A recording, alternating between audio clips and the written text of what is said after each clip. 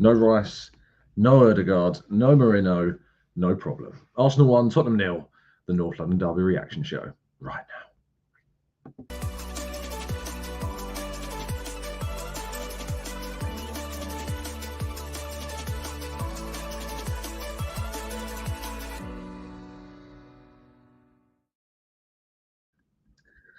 Hello and welcome to the Gooner Talk, back with you guys for another episode of what is the Raw Reaction Show. Apologies, first of all, again, for the surroundings for the last day of this break over the holiday. There are connectivity issues, of course, not the same audio, not the same visuals, not the same internet connection. So do bear with me for one more morning, one more day, as tomorrow things, of course, will be back to the usual. So thank you for your patience. It is very much appreciated. Hope you're doing good. Hope you're doing well. I'm sure that you are, of course, with it being a morning of, well, jubilation, really, and celebration, of course, after Arsenal's 1-0 win against Tottenham in the North London Derby. Fantastic news for the Gunners. And, yeah, very happy to see us get the result that we all know that we needed. I'm just going to switch over to this microphone, hoping that it's better. It's the thing when you don't change the microphone settings, is that you're on a new laptop, because for some reason in Premiere Inns the Google Chrome doesn't work. So everything here has reset. So I'm hoping that the audio is back. I'm hoping the audio is clear for you and you can hear me fine and as well as feasibly possible. Apparently that's much better. Good stuff. Good to hear in the chat box that you can hear me much better too. Good morning to those, speaking of which, in the chat box. Stevie, Dara and Paul. We've got Granty Poos, we've got Black Sean, we've got Twin, we've got Jim, CAU, we've got Evan and Barrington, we've got Ishtiake, we've got Grant, Mitchell, Loga, Z. I'm also not using a mouse, which is meaning I'm using the touchpad on the laptop, which makes it incredibly difficult to change things. So there's lots of things going on this morning that are out of my control. So please do bear with me as much as feasibly possible. But just to give you kind of my raw reactions to yesterday's game, I was, as always, incredibly nervous for these fixtures. They're never easy. They are never, ever comfortable. They're never games which you want to see, because there's just such a feeling of dread of what could happen in these games, which is incredibly important. And I think that when it comes to a game like this, you just need to come out with the points in no matter whatever fashion. It doesn't need to be, free-flowing football. It doesn't need to be brilliant, breaking them down perfectly, seamlessly, without too much issue. It doesn't need to be a defensively astute display always. Just get the points. That's all I care about. Just get the points, get the 3 points and come home and take the bragging rights. And I was sitting there, we were watching it still, of course, at the time, in Northern Ireland with Owen and his family and our friends, and my legs were shaking and I'm panicking and I'm, doing all the things that I would usually do as a fan, because I'm usually watching the games working, which gives me kind of a focus and a distraction. And even if we score, yes, I'll celebrate, but I'm writing and I can distract myself from the nerves. But going back to watching as just purely a supporter just brings back all of those the nervousness, the trepidation and the worry and fear of what might happen, and the relief as well at the end. The absolute relief of getting the points that we needed to get the result that we needed. And knowing that obviously we had so many players out at the same time, with no Rice, no Odegaard, no Marino either, to come away with the points that we ended up getting, and to come up against a Spurs side that had all of the players they needed was ultimately absolutely fantastic to see. So on the whole, very, very, very, very pleased indeed. If you haven't dropped a like on the video already, please make sure that you do that. It does help us hugely. And if you could help us to reach 1K every day, that's also always the aim. So it worked yesterday. We told you if you didn't drop a like on the video, you weren't doing all you could to help us out in the derby, and you saw what happened. So please do make sure you drop a like on the video and subscribe if you're new. So let's run through today's slides. I'm aware my throat's a little bit dry. I might need to run and grab a glass of water in the break. Yeah, depleted Arsenal go to Spurs and bring home the points. Fantastic result for Arsenal, just the result that we needed, and taking Arsenal back very much into the title race, knowing that they go to Manchester City next week, with the chance, of course, of going above them should they pull off another away win. This was the first away game in the next 3, of course. We've got Atalanta on Thursday before we then go to the Etihad in an attempt to try and take all 3 points from the champions for the first time since Santi Cazorla and Olivier Giroud combined all those years ago. Will Arsenal do it? We will have to wait and see. But focusing in on the derby, there was a few moments that I want to kind of talk about. We'll go to your questions, of course, as always, in the second half as well to generate more discussion. But just want to pick up on a few points before we do that. Jurrien Timber's moments in this game were really strong. I think he was up there with our best players on the day. I think he was up there with, obviously, the bad analysis that we saw on the day. And I also think that Jurrien Timber's moment with Pedro Porro could go down as some of the worst talking after a game I've seen at half-time. Suggesting that he's lucky to get away with this moment, this action. I don't know if you saw it. The Pedro Porro kind of like puts his foot down. It's strange. I'm just going to go to a very quick break because I'm going to need to grab a glass of water, I realise, because there's no way I'm getting to half-time. So 10 seconds, I'll be back.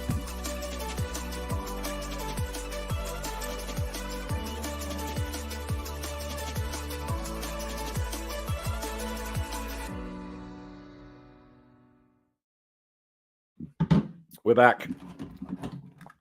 Sorry about that. I just recognised that I was going to die if I didn't if I didn't get a glass of water. So do bear with me. It's one of those mornings after a long weekend where you just need a glass of water. Anyway, yes. So it's one of those where both players in this moment are going for the ball in the exact same fashion. Timber's kind of going in. So the ball's in front of you. You're going in, studs down on the ball, not on the player. Porro is doing the same. He's also going down, studs down on the ball. And you can see that from the replays. Just turn the camera angle. Both players do the same thing. Timber gets to the ball first. And as what happens in the moment when you get to the ball first with your foot going down on it, sometimes your foot rolls over the ball and into the player. And if Porro got to the ball first, his foot would have gone down on the ball, over it and into Timber. It was just a case of whoever was going to get there first. Simple one as that. Whoever was going to get there first, that was going to happen. And to the fact that he got booked and spot this big clash and that it was anything other than just a 50-50 challenge, football's getting incredibly soft these days. Incredibly soft these days. Decisions not going teams' way. Decisions being made like we saw the other week with Declan Rice and the red card that isn't, of course, then consistently deployed. Saliba got booked for delaying a restart, carrying the ball for 3 odd seconds. I don't want to see players getting booked for these things. It's pathetic. And I thought Jared Gillett had an absolutely horrendous game as referee. He lost control of it. He was giving yellow cards for no reason to both teams. It wasn't just at Arsenal. Van de Ven got booked. Not Van de Ven, sorry. It was Van de Ven that got booked, I thought, for a nothing challenge. It's just ridiculous. These referees are becoming an absolute nuisance and a drain on the league that we enjoy watching so much. So really strange. And I'm just getting so sick and tired of the refereeing in today's game. I'm getting sick and tired of the analysis, quite frankly, as well as some of the things that pundits think are fine to say, like Timber was lucky to avoid getting a red card. If that was any other team, I'm sorry. Any other team, the same analysis is not had. We did have big chances. Tottenham did as well. And there were moments, of course, that I'll look back on this game and think we got away with some moments, some of the poor composure in our own half, giving the ball to Solanke, giving the ball away to Son, giving the ball away to Maddison.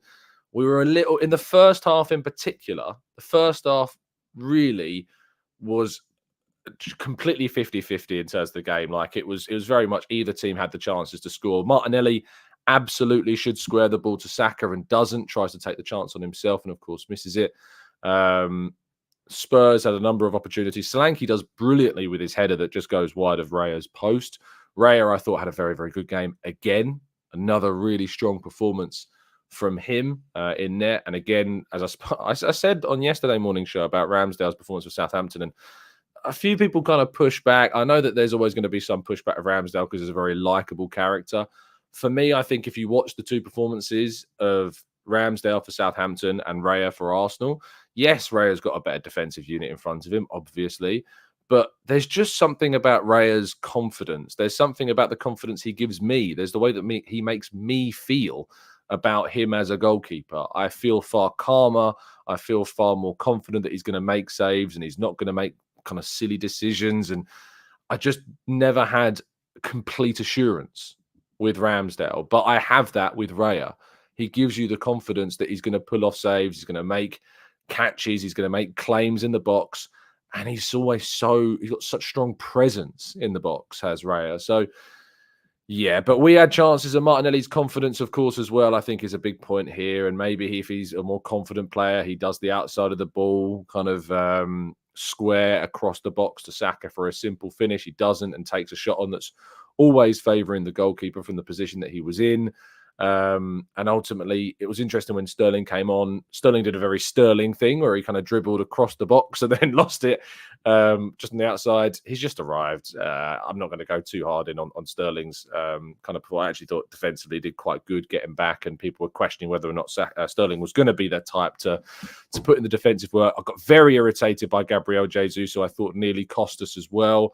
There's a moment where he gets the ball with seconds to go at the end of the game on the left-hand side. Instead of going to the corner like he absolutely should, he goes and tries to create an attack. And it's like, you just need to have better consciousness, better maturity in those moments. Go to the corner and save us. Like, you don't need to try and score. It brings me back 1989 Liverpool flashbacks of ultimately where they're leading the game 1-0 and, you know, could just go to the corner and see the game and the league out. They don't. They try and attack, and Arsenal are able to counter and score. And, you know, Arsenal, I think in that moment, Jesus needed to be a lot more mature and wasn't. So that was an issue.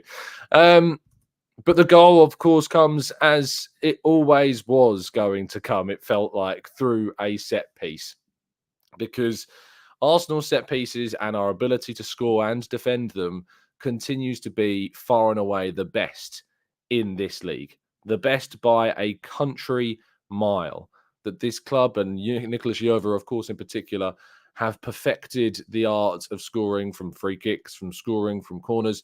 And bear in mind, we didn't have Declan Rice yesterday, who, of course, is usually our main, number one, most pivotal, most potent set-piece taker.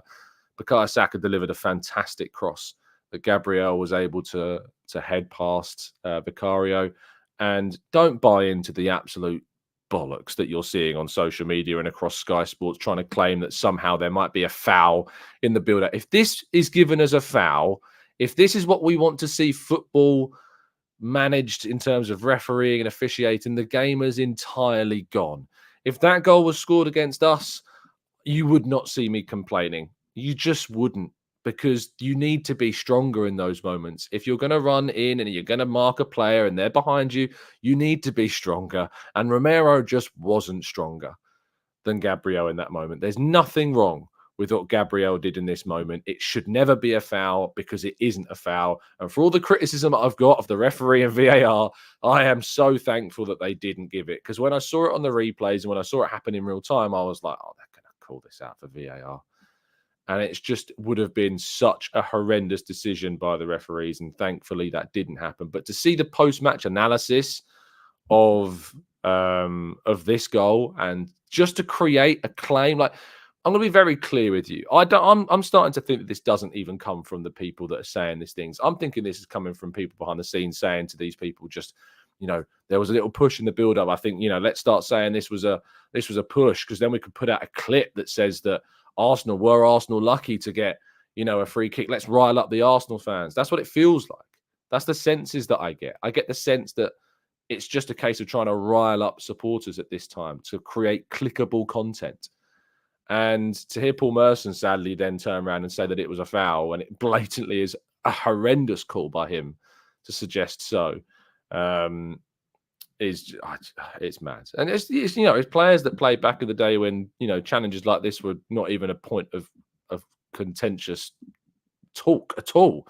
It was just brushed off, just like the Rice incident. Like, if Rice isn't sent off in that moment where he just taps the ball, 9 times out of 10, not even in today's media, I just feel as though it wouldn't even have been revisited. I feel it would have been a nothing moment in that game. But once again, it just seems like Arsenal continually being talked about and analysed differently to everybody else. I thought Havertz was fantastic this game. I mean, he just did the job that he needed to do in this game. His touches, his hold-up play, his passing, his chance creation, the way in which he managed that. I'm so glad that Arteta didn't drop him in. I thought that's what he would do. It's what I would have done. And I'm so glad that he didn't, based upon the performance that we watched from Havertz. And it's the type of performance that you will see the classic critics be like, oh, if we had an Erling Haaland, if we had a different striker, we wouldn't be worrying about this. The reality was that Arsenal in this game, with the midfield that we had, weren't going to create bundles of chances. And certainly not with a striker on the market right now that you'd assume that any of them would have taken them that we had. We didn't create a centre-forwards chance really all game. We just didn't. And from the perspective of a performance of Havertz like this, where he just takes the ball, takes that pressure, some fantastic, lovely touches away from team players, from balls into the Saka, kind of Saka wide right positions, balls into Martinelli, just taking and sapping away any pressure when on the ball. Havertz was just great, just brilliant. And like a lot of credit goes to, of course, the team for the performance. But without this centre forward display, it wouldn't be as good as ultimately what it was. Yeah, a really, really good. And Arteta got his tactics in this absolutely spot on. Absolutely spot on. Because you can't, without your best midfielder, without your most creative figure, you have to change the way in which you approach it. And I don't think Arteta wanted to go into this game to be as defensive as ultimately were. But when your midfield is thin and you haven't got Marino and you haven't got Odegaard, you haven't got Rice, and so you have to have two midfielders, as we did yesterday in Jorginho and in Partey, of course you're going to have a more defensive performance. Of course, tactically, you're going to be deeper. And people forget that Spurs went with an incredibly attacking lineup. Kulusevski in the midfield. Only one midfielder in who was deepest? Bentancur, of course, for them. Bentancur, Maddison, and Kulusevski is an incredibly offensive, attack-minded, and they're at home, of course. They're going to attack. And Arsenal, at times, you have to absorb pressure. And I remember watching the Manchester City game against Aston Villa away from home last season. I remember watching our game, at Aston Villa last season to a degree. And games can go one of two ways. Man City were bossed that game by Aston Villa, and Unai Emery performed an absolute job on them. And it wasn't by necessarily sitting back. It was by dominating possession and being key in it and being clinical when the chances came to them, of course, as well. But Arsenal yesterday, without the players that we have to be our absolute brilliant best, we couldn't play like we did the last two seasons we've gone to Spurs. As I'll point out, there's a stat about Mikel Arteta that's coming up that's quite incredible. But we wouldn't have been able to achieve what we achieved yesterday, in the way that we did, unless it wasn't for the system, for the tactics. There should be absolutely no Arsenal fan moaning about what we saw yesterday. Absolutely none. And if there are, they need to give their head a bit of a wobble, because all that matters is the 3 points. All that matters is the result. All that matters is the standards, of course, as we're told time and time again, to be at the highest that they can possibly be. And that's exactly what Arteta set out yesterday in the plan, in the system, and in the way in which we approached the game, which came away perfectly with those 3 points. Bit of a downer at the end of the game. Saka, of course, coming off. We have no idea of the extent of this issue. Mikel Arteta was asked about it as well, and asked about Saka's situation. He said, I made 2 changes with the front players and suddenly Saka's down. So I looked at the bench and the options that we had, so we had to adapt. I don't know exactly what it is, but he could not continue. He was, of course, then forced to bring on Ethan Nwaneri, by the way, who I thought was really good. I thought he was calm. I thought he was composed. I thought he was defensively astute. He made a couple of blocks. He had the ball in the opposition final third and just calmly kind of just kept the ball at his feet, looking around for the right pass, didn't panic, didn't play it into dangerous positions. I thought Nwaneri did a great job coming off the bench. And I'm so glad that he didn't start like some fans suggested that he should have done. He always was the player that was going to come off the bench. I predicted, of course, I thought he might get some minutes in this game because of the injuries that we've suffered. And he did that, and I thought he did a great job. And I think there's a chance that we see a lot more of him in maybe midweek against Atalanta as well. Arteta was asked about Odegaard. He said, regarding Martin, we still have to wait and see the news. He certainly wasn't available to play today. Despite those open-ended answers that we expected to hear, of course, on Friday, he's very clear that that was not something that we were going to see. Just very quickly then on the kind of the Arteta's statistic which shone from yesterday. Mikel Arteta became yesterday the only manager in Arsenal's history to win 3 away games at Spurs in a row. Something not achieved by your Arsene Wenger's and your George Graham's and, your managers of the past that, of course, are associated with great things and that have won big things, and that we hope Arteta will, of course, follow in those footsteps himself. But it shows you the change. It shows you the dominance. I remember, in the 2010s, Arsenal's record away from home at any Big Six opponent was not good. Arsenal's last 12 away games includes 11 wins and 1 draw. That 1 draw, of course, being at Manchester City. That's the record that we've got. This is why he's renewed his contract. This is why I cannot, for the life of me, understand when we sat and did our phone-in show after, I think it was, was it on Friday or Saturday morning, after, of course, the announcement of Mikel Arteta's contract. This is why I cannot, for the life of me, understand the mindset of any supporter that would not have renewed his deal. The progression of this team, the improvement of this side, the fact that without all of the key figures that we didn't have yesterday, that we can still put up this type of performance and come away with the points that we need and go, of course, into 2 really important fixtures. It's incredible. Absolutely incredible. And it's worth pointing out, this isn't, this is a brilliant achievement. Once again, I'm just so happy to see this Arsenal team moving in a direction which we always needed it to move, which is, of course, towards that goal of winning a Premier League title, and wins like this are big.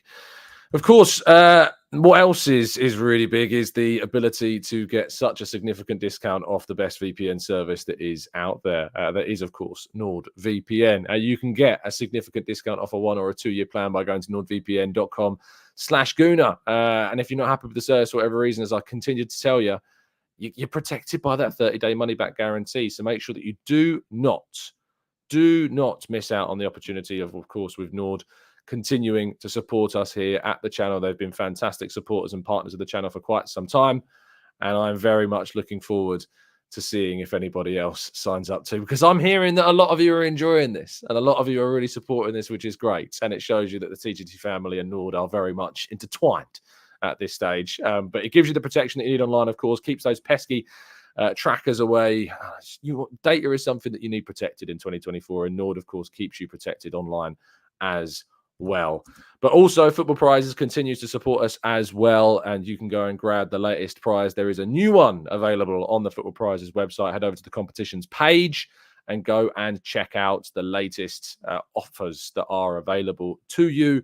Go over to that page and check out what's going on. If you want to attend some Arsenal games, perhaps there are some opportunities perhaps to do that. So go over and check it out. It's definitely worth it.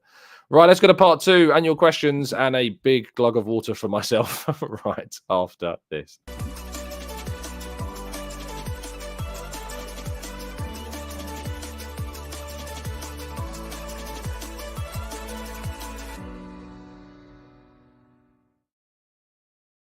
Okay, this is part 2 of the show where we jump into the chat box and tackle some of your thoughts and any questions, of course, that you've got. It's the time now, of course, to throw them into the chat box and to get some of those questions answered. Let's jump and scroll back a little bit, because I feel there's probably some comments, of course, that I always end up missing. Paul says, does Nwaneri start against Atalanta? I'm not sure. It's an important game. It's the first Champions League game, of course, this Thursday. We need to make sure that we get it, but we also need to make sure that we protect players going into the game against Manchester City. We still are going to wait to hear, of course, ahead of that game against Atalanta, what Mikel Arteta thinks and knows about Odegaard's situation. So we await news on his injury. But Nwaneri might be in with a shot of potentially starting here. Players may be protected against that game against City. But it is a game in our group that I think, in our run of games, of course, that we need to win. I think Sterling will probably start. I think that Jesus will probably start. I I hope that Calafiori is back and he can start. I think, these are players that I think we need to be thinking about changing in. But it's tough because we've lost Zinchenko. That was a player that had suffered a calf injury. We don't know how long he's going to be out for. It's difficult to see what's going to happen now. It's difficult to know who's going to be in with an opportunity. We know Jesus has an excellent record of scoring in the Champions League. So I think him starting is really, really important as well. And we'll cover, I know Cross Junkies here asking about the lineup. We'll be doing our preview show, of course, on Wednesday for the Atalanta game. We're doing our preview, of course, on Friday or Saturday for the Manchester City game. So you'll get all of our thoughts ahead of both games in our preview shows that will be coming up this week. Munn says, what's happening to Gabriel Magalhaes or Martinelli, maybe that is, in terms of his finishing? He needs to up his game. I think it's a confidence thing. I think we all know that it's a bit of a confidence thing right now and that Martinelli's confidence is just not up there. And he is going to be under pressure to deliver. You've got Sterling, you've got Trossard, of course, that are both going to be pushing that left wing position and trying to get minutes and opportunities for themselves. And Martinelli is going to be the player that will be taking a step back. You feel that is going to be a player that you expect will be on the bench a lot more this season if he doesn't start to deliver. And we know that Arteta is very cutthroat and very ruthless with his team selections and with players' futures. I've said this a number of times on the channel over the past couple of years, even when Martinelli was at his absolute peak. I said, if there is a big profile of player that I think could leave the club in the next few years, Martinelli has always stood out for me. That stood out for me as the player I think could ultimately be that surprise exit. If there ever was going to be one, I've always thought that it would be him. Ola Kunle says, big up. Does yesterday show that we need another attacking midfielder? No, I don't think so. I think yesterday's performance, of course, was always tactically going to be very, rigorous and kind of methodical in how we approach the game. It wasn't ever going to be about, creative midfielder. It wasn't even necessarily going to be, if Odegaard was available, that things would have been, wildly different. I think maybe we would approach the game slightly differently. I think Rice's absence is the biggest factor in yesterday's tactical shift, because if you've got Jorginho and Partey, you've got two players that are much deeper. Whereas Rice, of course, can play in that slightly more advanced centre midfield position. So it gives you more of an outlet and more progression. But Odegaard being in the team yesterday, even if we'd have had Jorginho and Partey, doesn't necessarily mean things would have been wildly different in terms of an approach. Arteta did say in his post-match press conference as well, when he was asked about things, he says, I didn't enjoy it in terms of the preparation for the week. He said, I didn't enjoy it because I didn't sleep much. I looked at Spurs for 4 or 5 days. I had a super clear plan how to do it. I prepared everything, the session, the meeting. And then one news, we lose one player. Another news, we lose another player. Another news, we lose another player. So I had to completely change it. I liked the plan for the players that we had available, so it was a great challenge. He was asked about the way in which we defended. He says, I didn't want to. I wanted to press much higher, lose the ball in much better conditions higher up the pitch. And to do that, what I didn't want to do with certain players was today we had the missing to expose ourselves to a game that they had an incredibly good chance at. So I have to choose. And the rewards, I think, on the other side was much bigger than acquiring certain risks today against this opponent. And you got it spot on. If you're surfing your social feeds today, if you're watching anyone else and anyone's complaining that we sat back and parked the bus and defended, you've got to ask yourself the question, what are the motives there? Like, what are the agendas? What are the motives behind any complaints at yesterday's performance? Because ultimately, all that matters is winning. That's what we get told. Raise your standards, people. All that matters is winning. And Arteta did a job yesterday in which it set out to win us the game, and it worked. So absolutely no complaints. And in terms of an attacking midfielder, Winery, I think, is an exciting player that I don't really want to block the pathway of. I don't want to block that pathway at all. Ashley says, what's your standout from the game? Mine is Timber, Partey, Jorginho. Big credit for playing for the 90 minutes. Timber was, of course, suffered with his ACL. Partey and Jorginho combined age of 200 yesterday, Ashley says. Of course, I think Jorginho and Partey, Jorginho in particular, there were some errors, some giving of the ball away in silly positions, of course. And that comes from the pressure and the press that they were facing. It wasn't expected that they would have a faultless, perfect performance. But overall, they worked extremely hard yesterday. Both of them worked extremely hard indeed. I was thinking at any point, do you bring off Jorginho? Do you move Havertz back into midfield? Bring Jesus on? Do you change it? And Arteta, made the strong and, brave choice not to do that. And it paid off. And it paid off in a really, really big way. Dara says, Tom, did you see the stats about our last 10 away games? It's absolutely unbelievable. I did, Dara. I brought it up earlier. It is absolutely unbelievable. Rob says, what are your thoughts on any similarities between any push on the Gabi goal today and Newcastle's goal?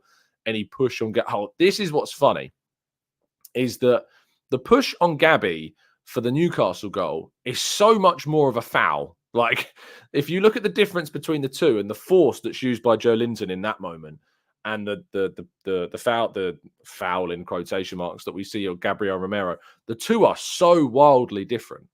For starters, you can see that like Gabriel is like in the air for one, the force that Joe Linton uses as well to push the player to the floor. Whereas kind of Gabriel is just muscling. It's just kind of like giving yourself space. It's not a forceful push on Romero. He doesn't go to ground. He's just weaker in that moment, Romero. But Gabriel, of course, in the air, when you're being pushed like you are there, it's completely different. Like, it's an entirely different type of push in that moment. That goal, of course, the Newcastle scored has lots of other things wrong with it, let alone just the foul for Joe Linton. But the two, I think, are really good examples of what is one, a push in the box that is a foul, and the other that's a push that isn't. And isn't it funny, of course, that the difference in the analysis of those two incidents, despite the fact that the Joe Linton moment is far more of a foul than the nudge that we saw, of course, from Gabriel on Romero. The analysis post Spurs is that Gabriel's fouled him. The analysis post Newcastle is that Joe Linton's done nothing wrong. And it's just that classic difference in how two incidents that are different but get, vice versa kind of analysis of them. Ridiculous. One is a nudge, one is a foul. And there are two very clear differences between them. Avuk says Jorginho followed Madison and made his game hard. Madison is not quick, so it was a good tactical call. Masterclass. Sharky says, do you think sometimes Arteta waits too long to make subs? Some players seemed quite leggy at the end of the game. If we can use our squad a lot more, I think it would be beneficial. I don't think that this is the game to point the fingers at the timing of the substitutions. I saw a lot of people as I was scrolling through social media. I'm not active on it. I'm not replying to people on it, but I do, delve into a few of the comments during the game because I'm able to, because I wasn't working yesterday, of course. And I saw a lot of people calling for subs a lot earlier. Yes, there was some tired legs. Yes, and the one I was looking at was Martinelli for Sterling, probably a bit earlier. But ultimately, you can't really question it. We've won the game. The performance was solid all the way through. Even though we had some tired legs out there, we've ultimately won it. So can we complain about it? I don't think we can have any complaints about how the game was managed, because ultimately, in the end, we've won 1-0. We've kept a clean sheet. We've kept them out. We've taken our chance, and we've played it absolutely perfectly. Mind, Body and Goals says Arteta's plan was to pack the central midfield area with Havertz and Trossard supporting Partey and Jorginho, and it completely stifled their creativity.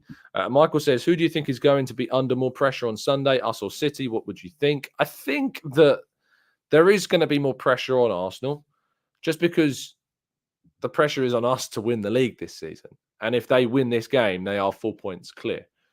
If Arsenal win this game, they go 1 point clear of Manchester City. It would be a huge boost for Arsenal. And I think the pressure is definitely more so on us. It would be easy to say it's on them because, of course, they're Man City, they're the champions, they're at home. But, the pressure is on Arsenal ultimately, because it's the third season of title challenge. We need to make sure that we're taking these opportunities. Losing this game would be a big miss.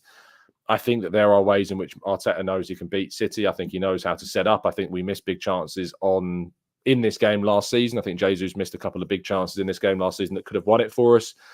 And I'd expect to see a very similar performance to last season's performance of Man City. I think they will look to stifle. I think they will look to frustrate. I think they will look to defend deep. I think they'll look to counter.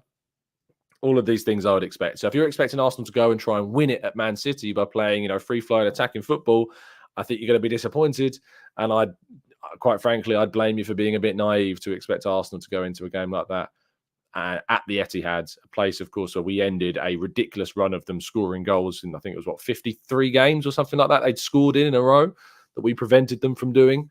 In 2 games last season, we kept Erling Haaland to 0 shots on target. I think if you can stifle Haaland, you stifle City. So much of what they do goes through him. He is the centre forward figure. It's not like back in the day of Aguero, where everyone in the team was scoring on top of just him. It's not like, of course, when they didn't have Aguero and they shifted to Jesus and Sterling and De Bruyne, and everywhere was like goals were spread throughout the team. I don't think anyone scored more than 2 goals for them, other than Haaland in that team. I think the next highest scorer has 2 in those opening 4 games, which for City is odd, but it shows you kind of the way in which they approach games. And so Arsenal will look to try and shut down their main threat, which is exceptionally difficult to do. Tizer says, are you like me and missing the 11 minutes of injury time in each Premier League game? Also, why when I complained about Ozil being so lightweight in games, he didn't decide to get jacked like he is now? I think that I'm not missing it yesterday because I could have done with that 11 minutes of added time, Tizer, to be honest. I was quite panicking for 5, and that's all I think I could take. So I can't say I've missed the 11 minutes at the moment. Maybe against Brighton to a degree, but anything else, no. I have not missed those 11 minutes of added time. Evan says 5 points back on. And what do you think by the home game against City? What do you think about home game against Man City? Nwaneri would be integrated enough by a 30-minute cameo. He looks great out of possession. I mean, of course, we don't play City at home until next year. So maybe by that time, Nwaneri's part of the squad. We'll have to wait and see, but I don't expect him to be part of the starting 11 for that game. Gunnar Down Under says, I have to say it, and it may not go down too well, but Martinelli is a big worry. It's been over 4 years now, and his decision-making is still nowhere near good enough. Nwaneri looked composed, however.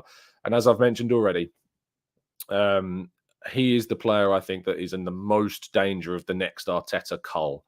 Martinelli is the next player that is in the most, I think, perilous position, who could get the the Eddie Nketiah treatment, the treatment that so many other players that we've had under Arteta have got, the Kieran Tierney treatment. Martinelli could be in danger of being the next one. And that'll be down to him. That's not down to Arteta. That's down to him and his performances and how he has delivered. And he's not done enough for more than a year now. So you look at City and you look at £100 million on Grealish. They've brought in Doku, and Grealish is on the bench because Pep Guardiola, for whatever reason, has not been happy with the performances of Grealish enough. And it's as simple as that. Like, I've said it for a while. I thought if there was one player that could be the big surprise exit in the next few years, and I said it a couple of years ago, I said it would be Martinelli. And at the moment, Martinelli looks like he is being that player. He needs to be better. His decision-making needs to be better. His execution needs to be better. And he's got a whole season to try and remedy that. But he's got a season of Trossard and Sterling, of course, there. I think the Sterling loan signing is not just good to have him in the squad, but it's a good opportunity to see what a player might do to test him as well. Right, we're going to end the show there. Thank you so much, as always, for tuning in. Really appreciate your time. I'll be back in the usual surroundings tomorrow morning, live at 8 a.m. to round up any of the latest Arsenal news ahead of that game against Atalanta, which will be closing in very quickly on Thursday night. Before you go, please do drop a like on the video and subscribe to the channel if you're new. And have a fantastic start to your week. Enjoy yourselves. Stay safe, stay well, stay happy and respectful. And grab the last handful of tickets that are left. And it is a handful of tickets that are left, of course, for our live event next February 20th, Thursday, on the Essex Road in the Old Queen's Head. So I look forward to that. And link down to that is in the description. Go check out all our partners, as always. Links all down in the description. Speak to you soon. And as always, up the Arsenal.